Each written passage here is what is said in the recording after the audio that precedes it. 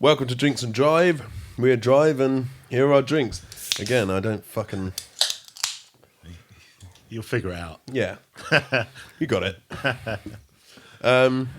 So we should explain why. Yeah, Dave isn't here. Oh, yeah. He's sick. He's yeah. So we're recording it in January. Everybody's been sick this Yeah. whole winter. Yeah. And Dave's got whatever it is, I guess. Yeah, Dave's sick. But we recorded a few podcasts today, so there's going to be a few in the weeks to come without Dave. He will be missed. He's not dead. He wasn't when we heard from him this morning. Yeah, exactly. Yeah, you never know with him. Yeah, but yeah. So today we're doing something a bit different, just because we couldn't think of anything to talk about. We've written down some questions In secret. in secret, 3 each, and put them in to Jim's hat. So we're gonna take turns at taking a question out, reading it, answering it, and then I think we should say that if it's our own question, we don't do it. Yeah, fair enough. Put it back in. Yeah, and also I mixed up my discard pile with with Jim's keep pile, so there's a few like half written questions in there and bullshit. But yeah, so I mean, see how it goes. Start with you, Jim, seeing as you are That one. It's Yeah. gotta be, yeah.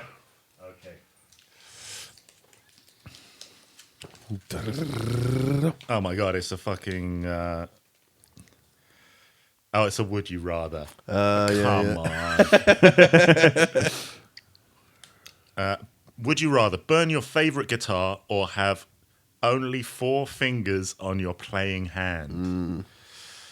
You've got 4 fingers anyway, haven't you? Well, you know what I mean. How many fingers But you can got? choose which finger you lose. Look, all right. There's 5, all right? That you know, obviously, I'm getting rid of the finger. That's the only rock and roll answer to this one. Let's go round the group. Yeah. Well, look, I mean, there's some guitars that are definitely irreplaceable.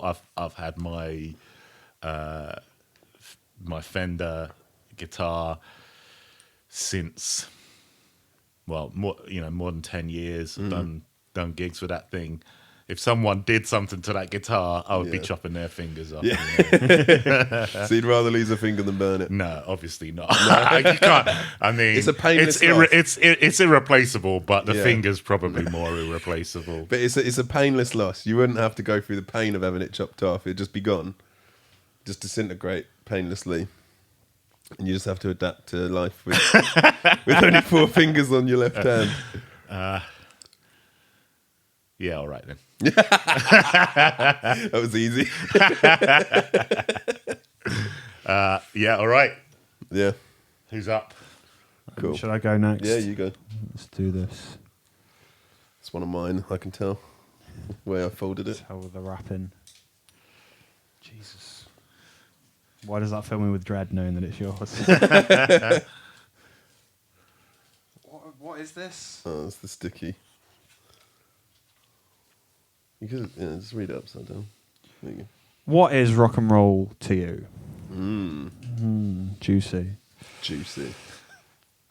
I don't know. Like it's such a broad question. Like it's so. There's a thing in. Have you guys seen? I think it's called Almost Famous. That is a film Is about. that like 5 feet from stardom or something like that? No. Backing singers. No. That's great. brilliant, though. Yeah. No, Almost Famous is a film that was made by a director who, when he was younger, was a music journalist, and it's him. He's done a fictionalized version of what it's like to be a kid who went on tour with a rock band, and the rock band in one of these journalistic questions get asked, what is rock and roll, and the guy says no one knows what rock and roll is except Pete Townsend. And I think that's probably the only answer to that question. don't know. I think it's like a mindset, really, isn't it? Like, I don't think it's not. I mean, it is a musical genre, but it's not a musical genre. Like, let's be fair. Like, it's like an attitude. It's a way of life. Yeah, it encompasses so much as well. It's from like Little Richard to Yeah. To Metallica. Little Richard. Yeah, he's basically done it all. Yeah, yeah. But it's a huge plethora of things. But they're all, both those bands are undeniably rock and roll. Yeah. So what joins them? What is it to you? Why did I have to pick this question? You're in a rock and roll band, man. Yeah, I don't know. Like,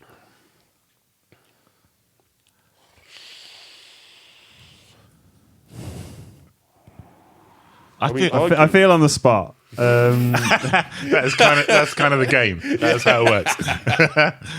We're going to call this episode On the Spot now. Well, like what I would say is like, in terms of the attitude of rock and roll, it's like there's a normal society and there's a normal way that you're supposed to do things, a normal way you're supposed to live your life, and rock and roll is kind of set up against that. It's the thing that you feel inside. It's like the tension that you have when rebellion. Yeah. Like everybody's doing something one way and you do it the other way. Yeah. It's like rock and roll. It's rock and roll. Yeah. It's exactly, man. Yeah. That's a good answer for Ben's question. Yeah. What he said. All right, I'm gonna shut up now. Use my cheat card. No, it's all right. It's hard to think with no hair, isn't it? Ben recently got a bad haircut. And Sorry, what was he described as, Al? Oh, he's I can't remember. I've had some great ones. Yeah, with a Chuck on the Umbro tracksuit. Yeah. The guy doing the ex-convict who converted to like some insane to being Amish or something. I know what definitely isn't rock and roll, and that's this haircut. We've answered it. Okay. Yeah. Okay, let's go. Right. Oh, that's one of the rubbish ones. It's a great shot. That was a good shot. On camera as well. Forever. I'm basically LeBron James. Oh. Did you get it in? Off the rim. That's the way you do it. Best frontman. That's a good one. It's very easy for me though. Actually, no, it's not. I mean, my knee-jerk reaction was Corey Taylor, but I think it's just because I'm in love with him. And again, 2 in a row. Although best frontman, I mean, he is a great frontman, no doubt. But I was thinking of other frontmen, and they're also different. You know, like I mean, the Mick Jaggers, the Axl Rose. Even Elton John. I mean, he's not really a front man. He is the band, isn't he?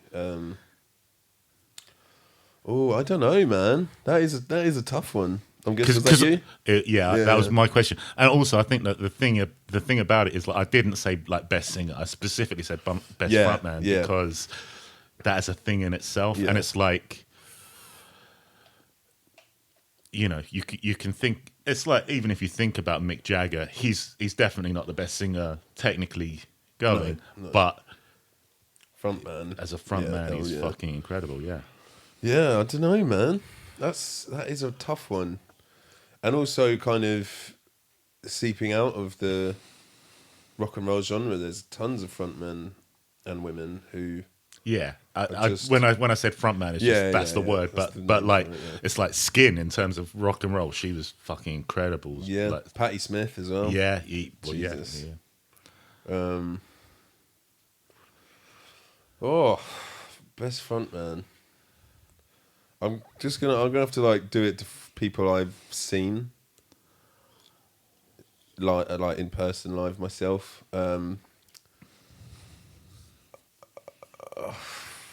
Still can't fucking answer the question.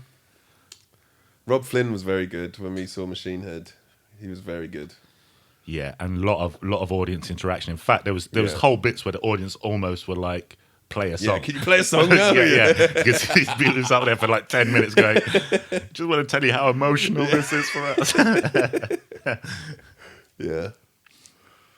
Oh, actually, best frontman that I've seen live was the singer from Clutch. He was fucking incredible. And what do he do? I've never seen him, so. He's just like, I mean, he's obviously an amazing singer for one, but just the way he went about on stage, it was so. You know when people make real life look very interesting, you know, and he wasn't doing. He was doing like what you'd expect from a like not from a singer, but just from a guy getting up on stage and singing. But with such fucking commitment and like down on his knees, throwing his hands up and fucking just, yeah, he was fantastic, man. That was and it's the frontmen for me, like you with drummers when you go to gigs. Frontmen for me, I just watch and I'm in awe of people like that because I'm just like, you are fucking incredible. But Corey Taylor as well. I think it's hard to draw a line with those two, but those two definitely. From bands that I've seen and that I can think of right now. But the guy from Clutch I think that was such a surprise as well. I knew he was a great singer, but like looking at him and like seeing him in interviews and shit, I wasn't expecting that. And he was just fucking all over it, man. So yeah. I can't remember his name, but him from Clutch. Brilliant. All right, Jim. Oh, actually, do you want to do your ones? No. Caught me off guard there. Well, you already picked the question out. Yeah, all right, let's do it. Stick to the rules of the game, whatever they are that we're making up as we go along. We can come back to that after. These vape pens change your voice. You sound like someone from Crime Watch being... I picked one of my own. Okay, yeah. You sound like someone from Crime Watch having your identity hidden. Like, I was in the park. I was walking along, and then he touched me.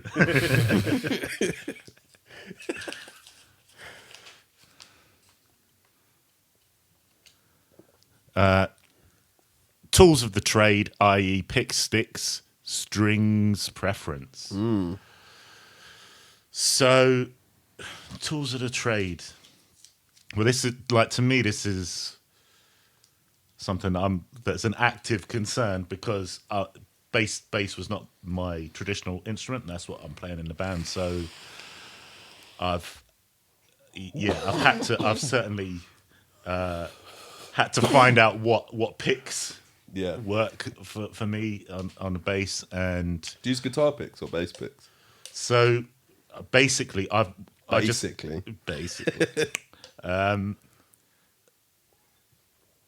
yeah, these are guitar picks, but I'm using really, really tough guitar picks because I want quite a twang on it. I did have some bass picks around, but I guess just because what I'm used to is the guitar pick size, that's working out better for me, and I'm getting the sound that I want. And seeing as I've destroyed my bass guitar, I'm gonna have to think of some bass guitars that I want to buy as well, you know. The other thing is like what I've gone for is very stripped down. Like you lent me the distortion pedal, and I tried that, and the bass sounds great through that. Was it Haviland? Or way huge Javelina. Yeah. It does sound great through that, but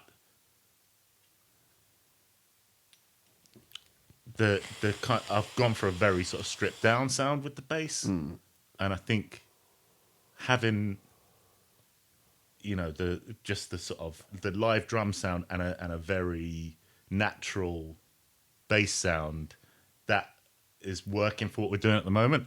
But I can see that there might be points at which bringing in some more effects, like I can see where you might get a pog or something like that on the bass, or some kind of octave or whatever. there's particular things where that might be useful. But because we've got quite a full sound, because we've got two guitars playing and both of you are playing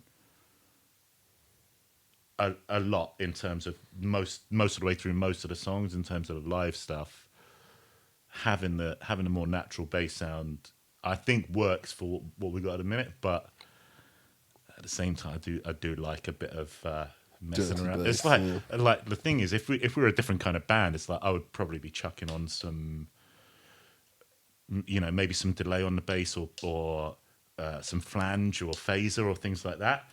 But as soon as you do that, you start to call attention to the bass. It becomes a genre specific thing. Yeah. Whereas actually the type of bass players that I'm thinking of are like Jack Bruce and guys like that, who it's a very natural sound. It almost comes out of jazz bass playing. Yeah. So yeah, I imagine that you guys on the tools of the trade thing have got probably a lot more to talk about, but having said that, I've killed my bass, so I'm probably gonna have to go to some music shops and try out some bass guitars and shit. That's the fun It's a part. tough life. Yeah. Let me know when you go, man. I'm gonna look at buying a new drum kit soon, so we can. And I'm always up for browsing music shops. We should playing just do a expensive guitars. drive day trip then. Yeah. Let's do it. Yeah. I mean, for me, with like tools of the trade, and are we including pedals and amps and shit? Yeah. Well, for me, it's the Kemper is the number one tool for the trade. I actually got drunk the other night and bought a guitar pedal. I shouldn't have access to being able to spend money whilst I'm drunk. It's a fucking problem, man. But I bought a Greer Lightspeed drive pedal, which is gonna sound dope as fuck. Like, just put it before the amp, and it would just sweeten things up. Picks I prefer to use the Dunlop 1mm, the black picks. But there's a downside, because when I'm doing certain solos, I do quite fast tremolo picking, and because there's no give in those picks, unless you're right at the bridge, it's hard to get that sound. So I've gone back down to the 0.75s, the yellow ones, which has worked out quite well. I mean, they're good. It's just for the hard hitting strumming, like Hearn the Hunter, you need a heavier pick. But yeah, and strings, it depends on the guitar, really. So you actually switching picks between songs depending on what you need? Yeah. So if I'm anything that's got tremolo picking, I use the yellow picks, and then anything that's either purely rhythm or just pick solos, I use black. Although my girlfriend got me a custom drive pick for Christmas, or two, and they're 0.75s, I think. So I'll be using that a lot. But I'd have to resist the urge to throw that one away. Like, yeah, no, oh fuck, can I have that back? And then strings I use, it depends on the guitar, but I think mostly I use Ernie Ball Slinkies. Just the small gauge, I think they're 9 to 46.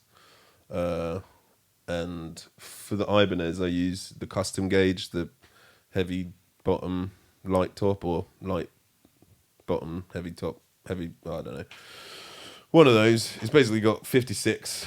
So the first three strings are the same gauge as an 11, and then the bottom three strings are the same gauge as 9s.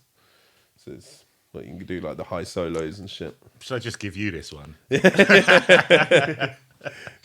But yeah, Kemper, and then my Chapman. Oh, all my guitars, actually. Well, but I was thinking about this, like at some point in the future, probably it would make sense to have Drive as a Kemper band, like bass and both guitars going through Kempers. That would be fucking perfect.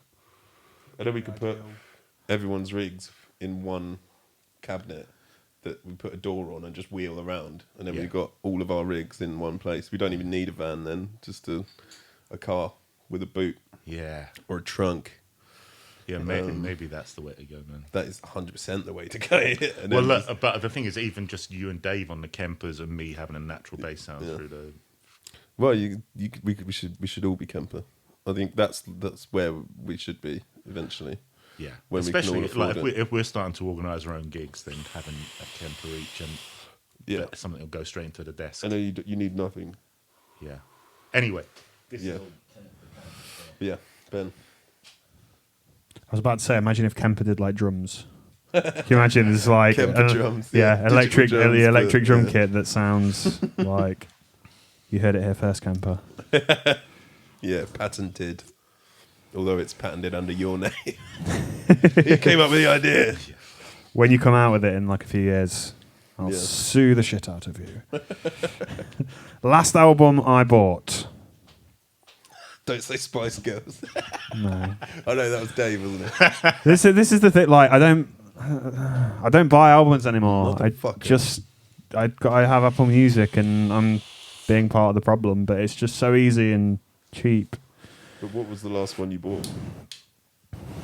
The last album I bought, it would have probably been for my car. So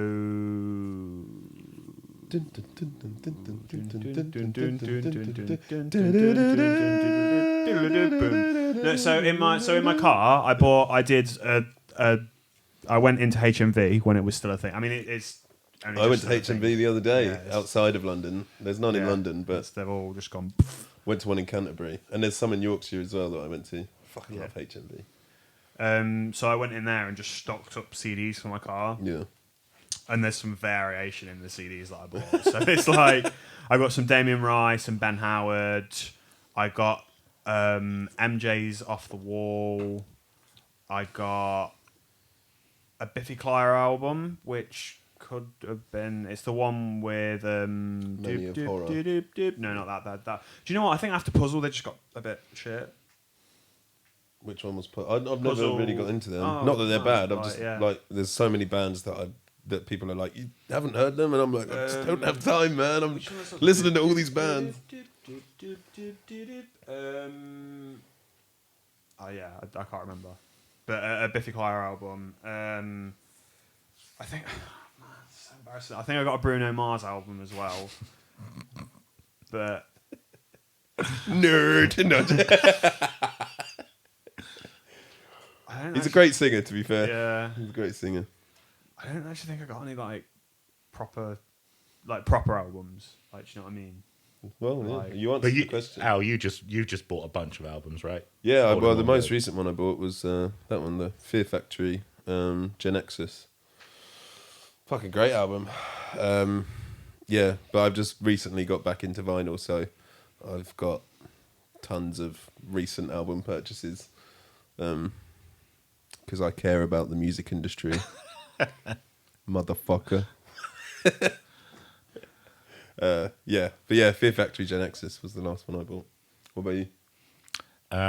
Technically, it was Dark Side of the Moon because I just bought it on vinyl. But in terms of new stuff, I bought the album that Rick Rubin and Smashing Pumpkins did, which is actually pretty good. Yeah.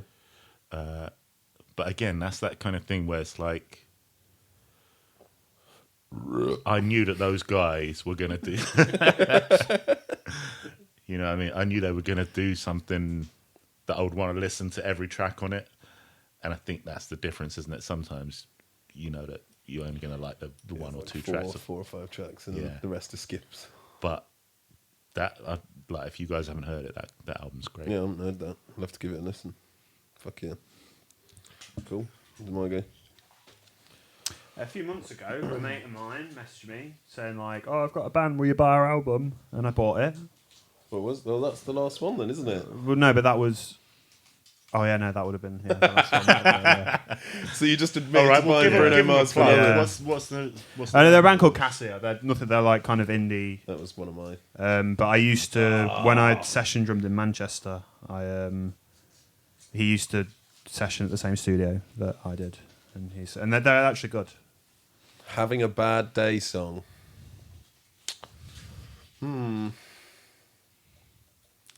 Having a bad day. So, like, what would I listen to Yeah, to this cheer me was, up? was yeah, exactly. It's Yeah, like, yeah. you know, you come in from work, you're going to put something on. Streak. Yeah, well, I failed in a big way a minute ago.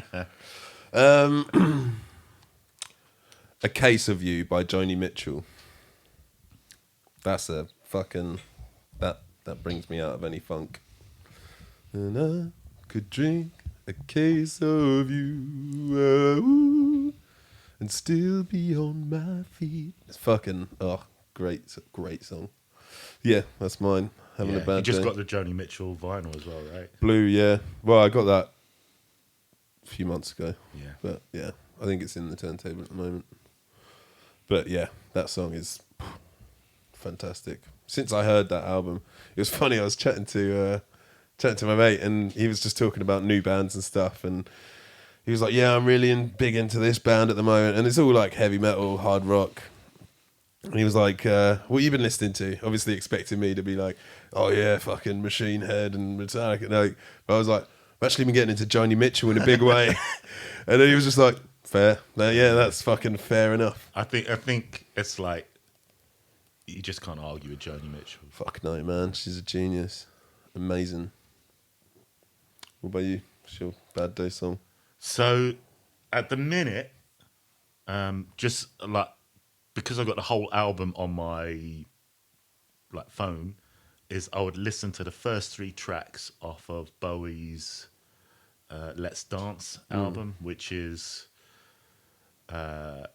Modern Love, China Girl, and Let's Dance back to back. Those 3, no matter what's happened, by the end of Let's Dance, which goes on for about 8 minutes, I'm definitely in a good mood again. Yeah. Yeah. What about you? Gandhi Mate Gandhi by Shikari. Yeah. Yeah. In fact, any Shikari, to be honest. I was having a drunk conversation with my cousin recently when I went back home, and we both agreed that like Shikari are one of those bands that no matter what mood you're in, I kind of quite like listen to them and will come out feeling good. So, Yeah. yeah. Slipknot's most recent album is like that. The whole thing. It's just fucking... Oh, I'm sad. Let me listen. Oh, I'm great now. I'm very happy. Slightly angry, but very happy. Yeah. Yeah. Cool. Jimbo. Let's see what we got.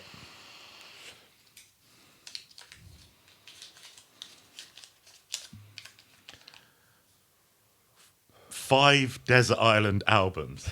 That's not one question. I could be here all day. I think one would be a bit harsh. Yeah, all right.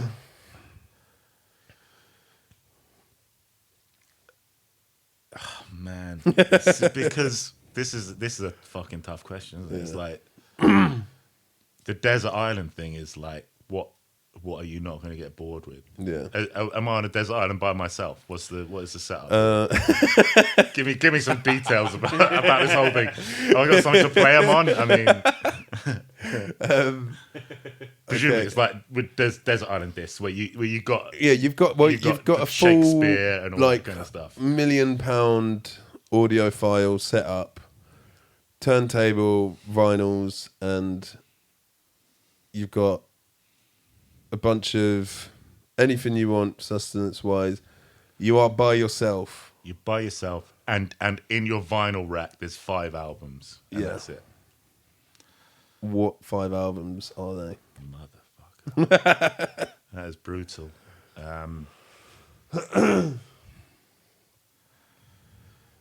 This is tough for me because I get bored really easily, and like also if I was on a desert island I would probably be out like trying to spear fish and stuff. You don't want to leave this desert island. You're happy there. You're fine, and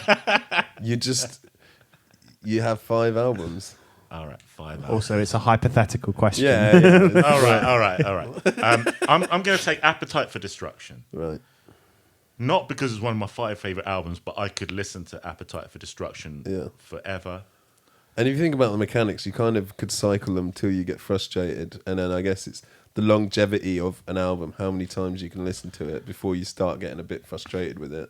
The reason why I'm saying it's difficult is because actually now I've chosen Appetite for Destruction. That cuts out a whole other bunch of albums that are similar enough to Appetite for Destruction that's going to fulfill my need for them. Yeah. I'd probably take like Prokofiev or some kind of classical as one of them. Yeah.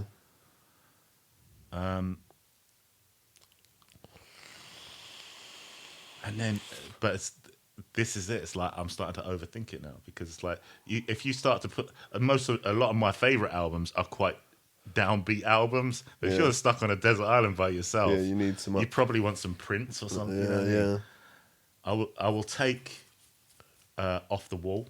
yeah. I think I've got to have some Bowie because and let's just call it Let's Dance Let's because Dance, yeah. no, Rogers is a fucking genius. Yeah, and you got your good mood songs Yeah, as well. exactly. Yeah. Right, exactly. No matter how bad shit gets, I can always whack that on. Yeah.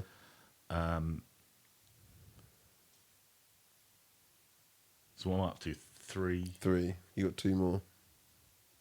No, 4. Wait, Prokofiev, Appetite for Destruction, Let's Dance. Let's Dance. That was it. Because you said Off the about Wall. Oh, Off the Wall. Yeah, Yeah. yeah. So you got one so I've more. got oh, right. So I've got to go something downbeat for the last one. And what I'm going to go for is there's an album called Songs of Love by a guy called Mark Eitzel. And that is massively downbeat. It's just like him. I think it's just him playing live off a few different venues. Him and an acoustic guitar. Thoroughly miserable, but it's brilliant. That's what I'm going to go for. Yeah. I could listen to it forever. It's Fair. great. Nice. What about you? Want to chuck in some? 5 Desert Island Oh albums. man, it's so I was literally trying to think. I think I've got it down. I'd definitely take my favorite Faded Fantasy by Damien Rice. I would probably take a Shikari album. I don't know which one though. 3 more. There's just too many albums and too many sounds. I have to say, I would feel probably like quite I'd- like living on this desert island. Yeah. As a conceptual kind of Yeah. place to spend the rest of my life, I'm Yeah. there. Food just appears and beer and just appears and Yeah. shit like that. You know? Okay, In fact, so- it'd be a better question if it was like if you were going to be the first guy to go to Mars. What 5 albums would you take with you? it's more situational though. But you'd probably have like with the desert island thing. What I feel like is you've crashed into that desert island, and you're probably spending a lot of time trying to survive. Whereas with Mars, there's a weight limit for the rocket. You know what I mean? They've You're you've really got thinking into this. Yeah. Or yeah, Yeah. You probably have to have some funky pop in there, like MJ or Bruno Mars or. That's just. Yeah, man. I don't know. I'll just not take any. None. No. I don't know. Okay. Fair. I'd take Blue by Joni Mitchell.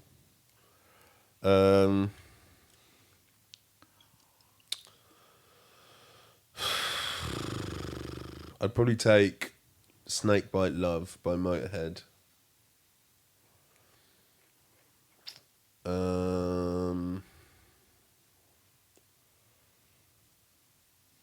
I don't know. It is It's very tough, hard. Just trying to think of what I've been listening to. What's irreplaceable? The Black Album. I'd take the Black Album. it's weird that no one said any Beatles because in a way it's like they always turn up on these desert island. Yeah. But actually, I love the Beatles, but I don't spend a lot of time listening to them. So No. Yeah. On the same. I think everyone goes through a phase of that. Yeah. I think. I think it's like everyone knows that they need to pay homage to the Beatles, so and like listens to them and loves them, and Yeah. knows what they gave. But I think a lot of bands, when it gets to like the level of bands you like, listen to all the time, you like that particular offshoot of what the Beatles did. Yeah, do you know what I for mean? sure, and yeah. that's just, it's like Their the influence Beatles is an underlying undergraduate degree, and then like your taste is like doctorate level, and it's so specialist and unique to you. Yeah. But yeah, so what have I got? Blue by Joni Mitchell, Master of no, You took Black Album, Yeah. Snakebite Love by Motorhead. Yeah.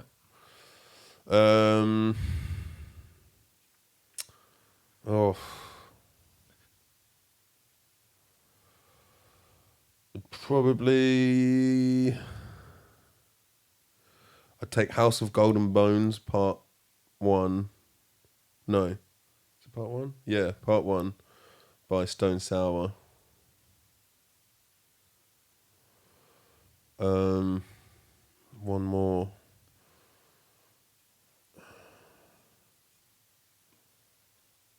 Probably take. Oh, I don't know. Oh. Actually, I'm going to take Snakebite Love away, and I would take. I was just thinking of it. Creedence Clearwater Revival, the one. I can't remember the name of the album. I think it's called like Back in the Bayou or something like that, and it's the one with Born on the Bayou and Fortunate Son and all those songs. For the last one, I can't remember. I was just thinking of it.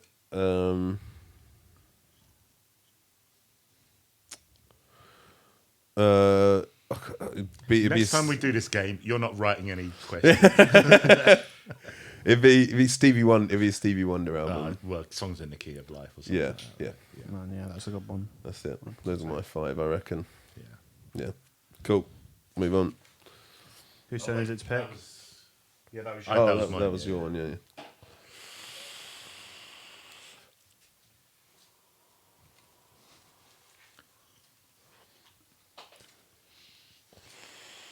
That's one of mine.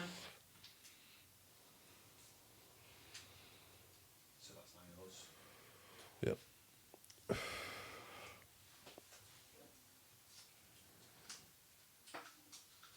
Hang on, how can they... Wait a minute. How can they both be one of mine? Yeah, that's possible. You just answer Yeah. whatever you got in front of you. Yeah, they're both.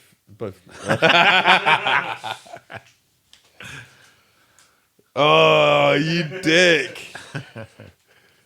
Why I started playing? I started playing because my granddad bought a drum. I started playing because Jesus Christ. I'm not even drunk. I'm doing try January. Like, I didn't even clock that one. I started playing because my granddad bought a drum kit. Wait, so repeat the question.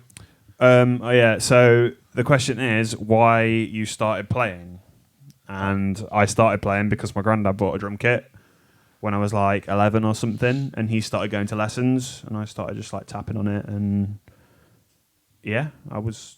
How old was your granddad at that point? Retired? No, I think so. My granddad's 82 now, I think. And so we're sort of talking. If I was 11 at the time, I'm 28 now. So I'm good at maths. I'm terrible. Yeah. So he was in his early 60s, I guess. Yeah, something like that. And he said that he always wanted to get this for getting your head around inflation. When he was younger, he always wanted to play drums, but his mum would never buy him a drum kit because it cost £20 and it was too expensive. Crazy, right? So yeah, and I just kind of went on from there. I loved it. I was kind of okay at it, and yeah, went from there really. Sweet. That's Nice. That's it really. There's Yeah. nothing. We haven't got long left, so we'll move on to the next question, which is the dickiest question that you could have put in. Worst band ever. There's a lot of contenders. There is, but it's like, come on, fuck. I'm gonna like Photoshop that going in. To be fair, from that angle, because it went behind, it'll look like it went in. That's true. If you'd have said nothing, you could have just celebrated. And So worst band ever. I think.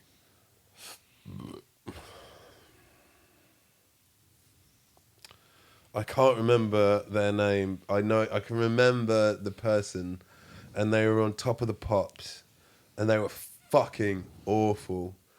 Like, I'm not even joking. It was this woman singing. It was something like, "Have you ever seen a ghost whilst you eat a piece of toast?" I know the song you're talking about. Yeah, I was like, that is fucking shit. And those guys, I can't remember their name. It was something like, is it the one that goes, "I'm afraid of the dark"? Yeah, something like that. Oh, yeah, that's pretty fucking That bad. was fucking awful, mate. So I'm gonna say those guys. Yeah, I don't know their name they though. were. So. But like, there's a couple of instances of like, what? Who was it? Was it Or Snap like- who said, "I'm as serious as cancer" when I say that rhythm is a dancer? Doesn't even rhyme.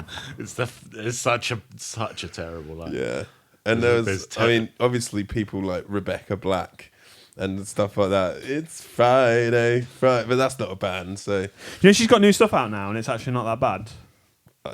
I bet it's shit. That's like the people I who mean, are like, compared to- yeah, that girl who did that Cash Me Outside, how about that? It's like, she's got a multi-platinum selling album now. Like, you fucking no. But yeah, I'd say those guys, I think, For the ghost eating toast. the ghost toast rhyme, I think, puts you down to worst band ever. Yeah, that's a pretty good Cool. answer. Yeah. Well, yeah, we're out of time. Just want to quickly say we have T-shirts available now online. Drive T-shirts. I'll put some pictures up under the fade out of this video, and the link to the website to buy them will be in the description below. So yeah, hit the subscribe button, buy a T-shirt, get some stickers, and show your pride to be part of the Drive tribe. And yeah, we've been Drive, and see you soon.